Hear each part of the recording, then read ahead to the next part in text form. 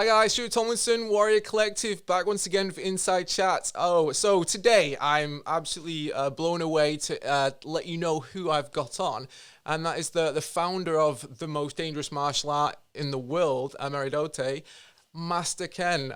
Master Ken, thanks for joining us. How are you? I'm good. How are you doing? I'm really well. It's a pleasure to have you on. I think you might be the highest level martial artist that I've ever had on this podcast. So you've set a new record there. Yeah, I'm used to that. So you're welcome. So Ameri-do-te, obviously I've traveled all over the world, done martial arts for a long time. I've never had the pleasure of training in Ameri-do-te. Can you tell me a bit more about it? Sure. Ameri-do-te is a mixture of all the best styles in the world with none of the weaknesses, which is why we like to say best of all, worst of none. So the easiest way to explain it is take Taekwondo, for instance, okay? So think about Taekwondo. Now imagine if Taekwondo didn't suck. Okay? Now you're heading toward Ameri-do-te. Imagine Krav Maga.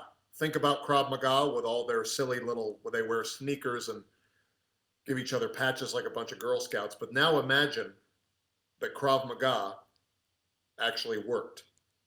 Now you're getting closer to Ameri-do-te, okay? So you've been doing martial arts a long time then. When did you first start training? In the womb. In the womb. I actually was a forced C-section because otherwise they knew I was going to kick my way out. So in order to save my mother's life, they go ahead and they let me out early. And when they did, I broke the doctor's wrist. So I always had an instinctive, lethal kind of path forward. I just had to train and hone that skill. I just had to sharpen my my lethality over the years. So you just mentioned a couple of martial art styles there. If and you're well known for being not shy of giving your opinions on other martial arts. If I say the names of some well-known martial arts, can you tell me what you think of them and what their weakness is? Absolutely. Brazilian Jiu-Jitsu, Bullshit. MMA.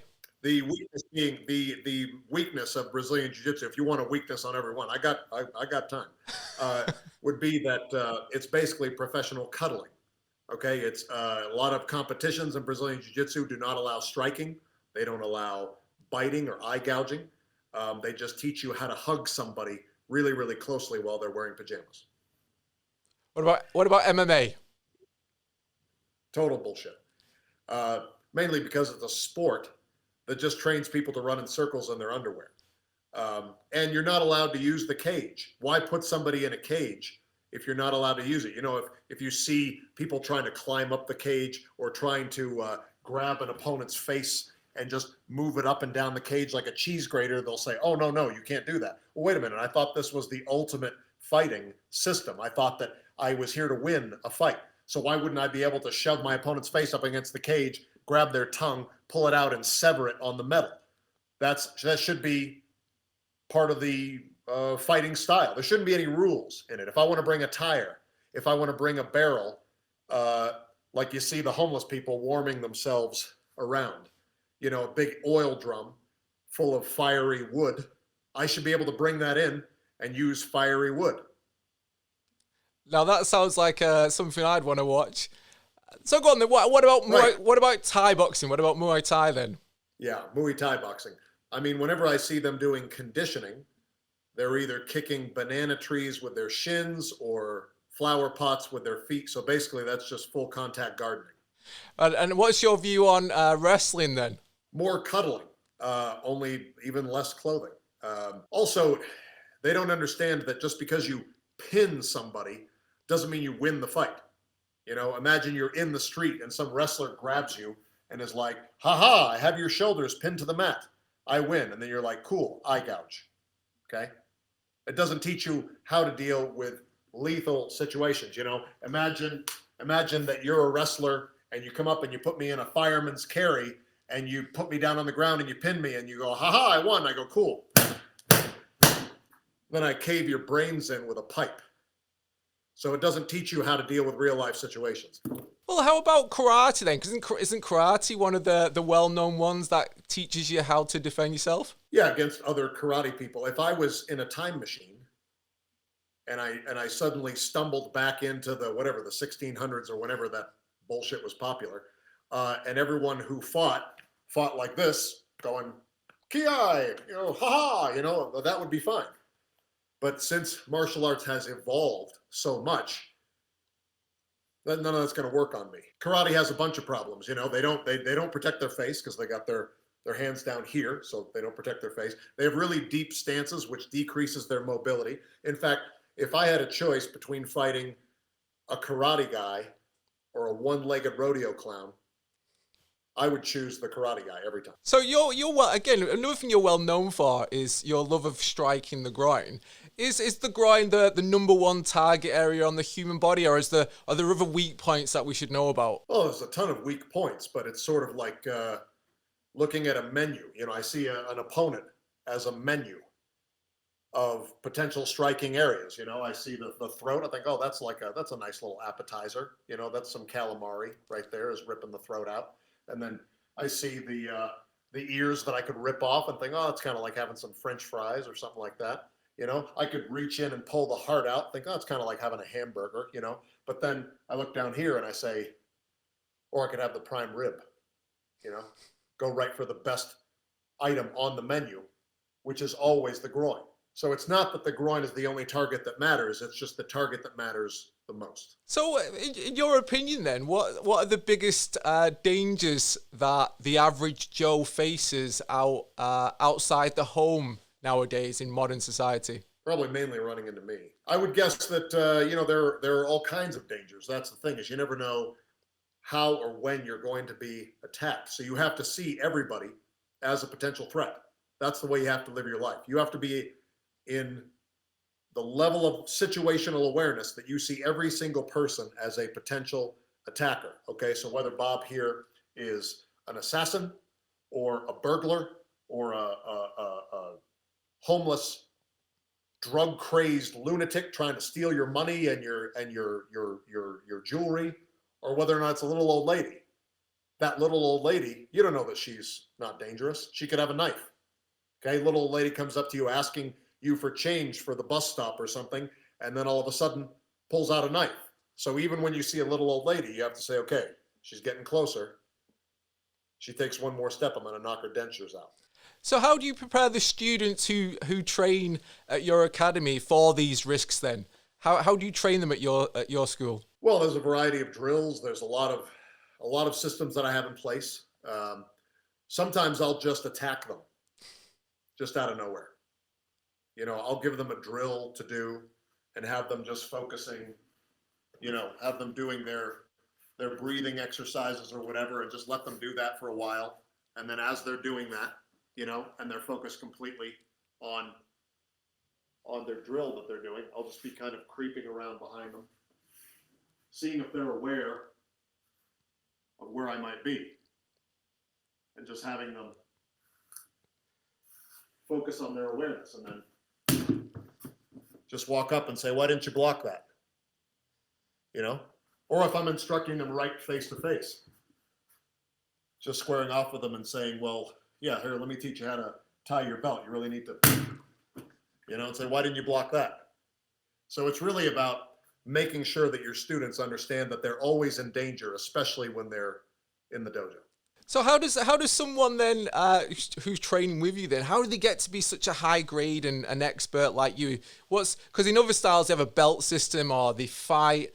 What's the Ameri-do-te way then of progressing through the system? Well, we do have a belt system, mainly because I got to pay the rent.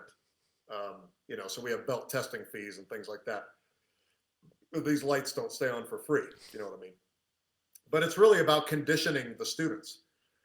Todd Woodland, my most faithful assistant, I spend a lot of time conditioning him. And it's really, he could quit any time. He knows this. He could quit at any time. But the key is to make them so dependent on the training that they can't imagine going anyplace else. Todd doesn't feel like himself unless he gets his groin smashed at least 50 times a day. And so that's the main thing, is mental and emotional conditioning to get to the point where Todd is thinking, gosh, I don't quite feel right. And then I go right in the groin and he goes, oh, that was it. That was it. Yes. Now I feel more like myself.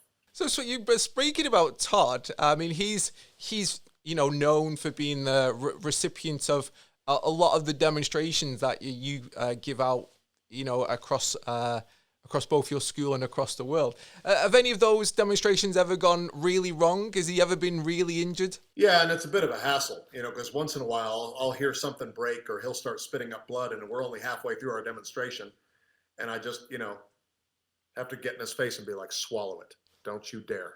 Don't you dare spit that out right now.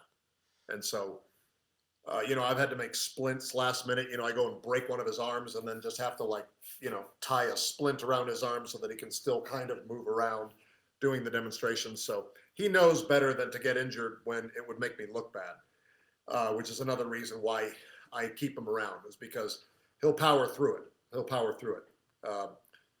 In one particular demonstration, one of his testicles popped out, and I just put it in his hand.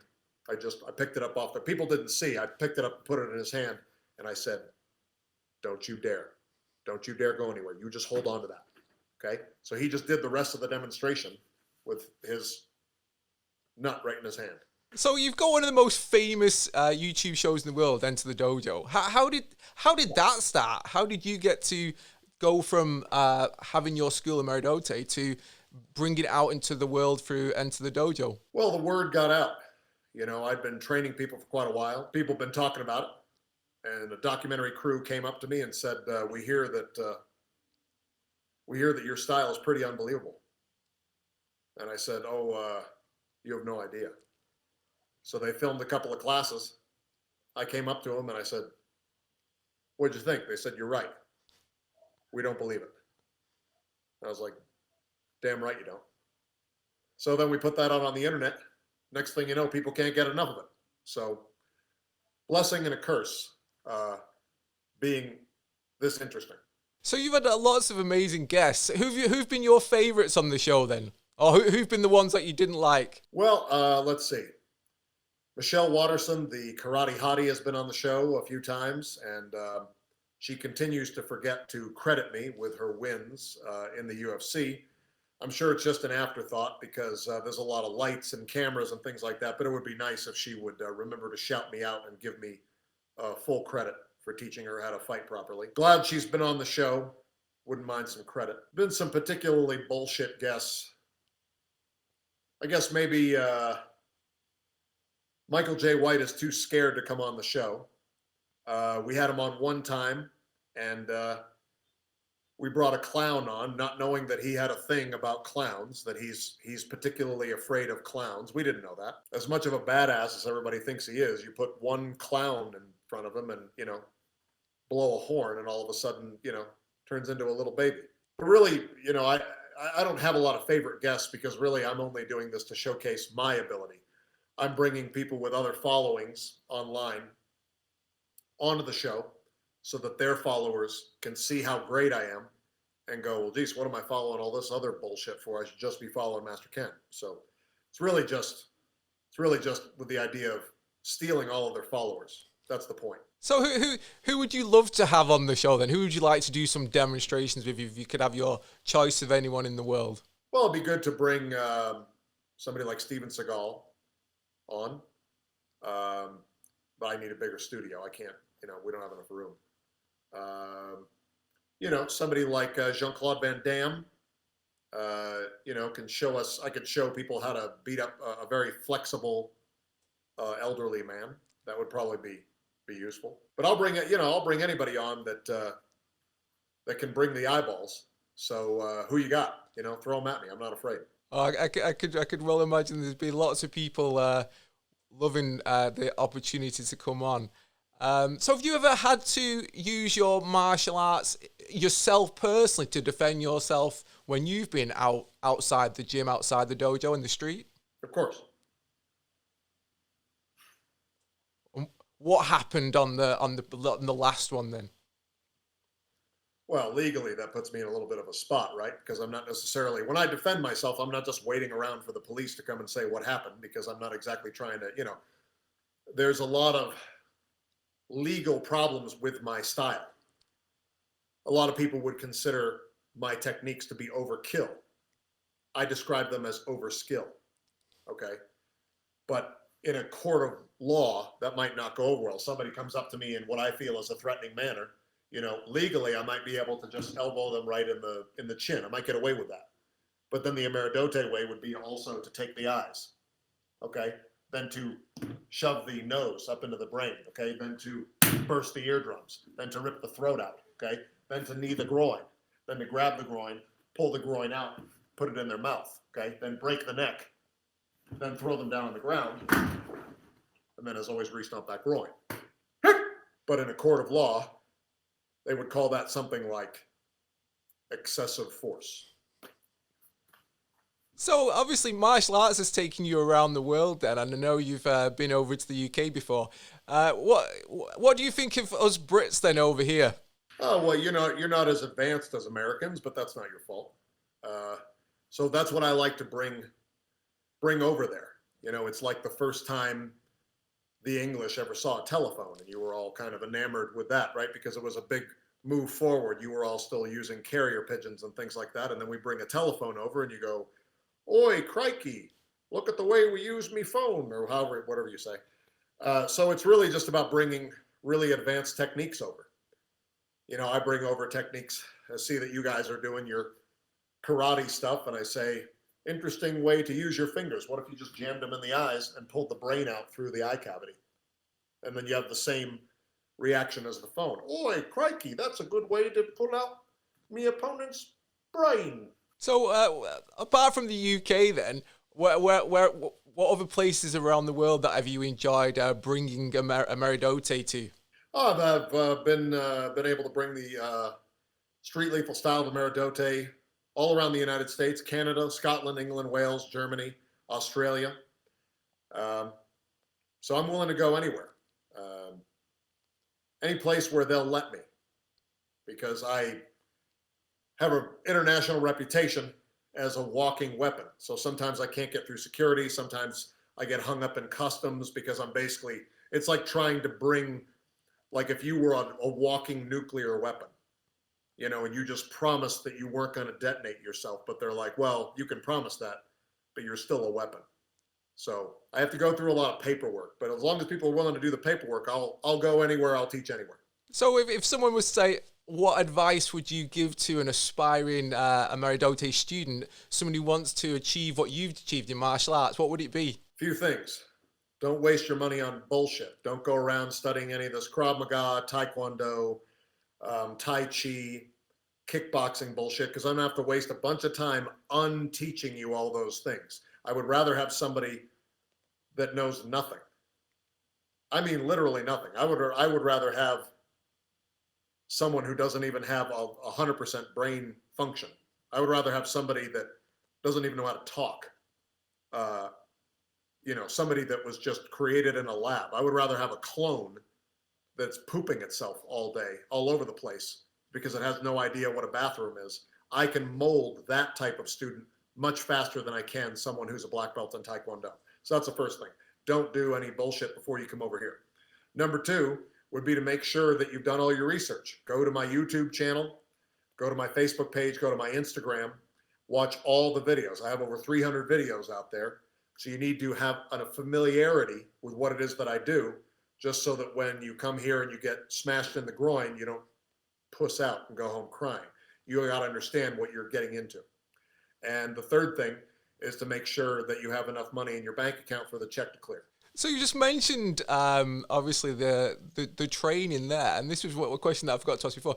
How do we condition our groin to be able to take this abuse? We don't want Ameri-do-te used against us, so how do we condition that part of our body to be stronger? Well, on the one hand, that's a tough question. It's sort of like, how do I make myself bulletproof? But, I'm not saying that you can't condition your body. You absolutely can. There are solo drills and partner drills. Solo drills just be taking your knuckles, okay, wrap the thumbs on the outside, because you're going to be using the this part of the knuckle here, and you're just going to go down to your groin and just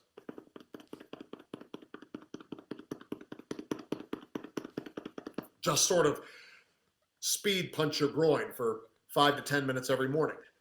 Do it until you can't feel it. And then if you have a partner who's also trying to condition their groin, just facing off with them, aligning the hips, and just don't make eye contact. That's the main thing. Don't look at them. Look up, look down. Not this. This is weird. This is not weird. Weird, not weird. Okay? Just do that until neither one of you can feel anything. And, 2, 3, 4 years of that, your groin can substantially withstand some pain. And how important is the mustache? Do students of Ameri-do-te, is that what they aspire to have as alongside the belt, which is the thick and healthy mustache? Is that part of where the power comes from? Well, this is, number one, it's optional, and number two, no one's going to grow one like mine because of my genetic advantages. I was just born with the ability to grow really coarse hair. It's kind of like steel wool. It's actually very, very rough. It looks soft, but it's very, very rough. There are advantages, tactical advantages to having a mustache. When I pull somebody close, I can take that steel wool kind of hair and just rub on the eyeball, right on the outside of the eye, and blind my opponent, okay? Just rubbing like that. If I bite them, they're going to bleed a lot, especially on the face. Everybody knows you bite somebody on the face, that bleeds a lot.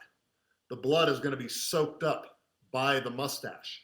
So it keeps it from getting on your shirt, keeps it from getting in your mouth. So that's another advantage. If I just try to bite his nose off, I want that blood to get soaked up.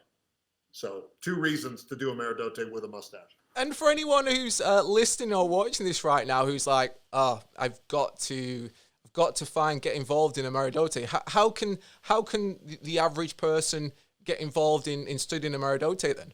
Well, you can, like I said, you can follow me on the socials. I've also got a book called The Tao of Master Ken. You can go to enterthedojoshow.com and buy that book. That teaches you some basic self-defense moves like the thrust of freedom, the hurricane, the kill face. You can also go to Cameo and order personalized lessons. Almost every day I'm giving personal instruction to individuals all around the world who have a very specific situation that they're trying to, I'll get messages saying, Master Ken, I'm getting bullied by a cow. How do I fight a dairy cow?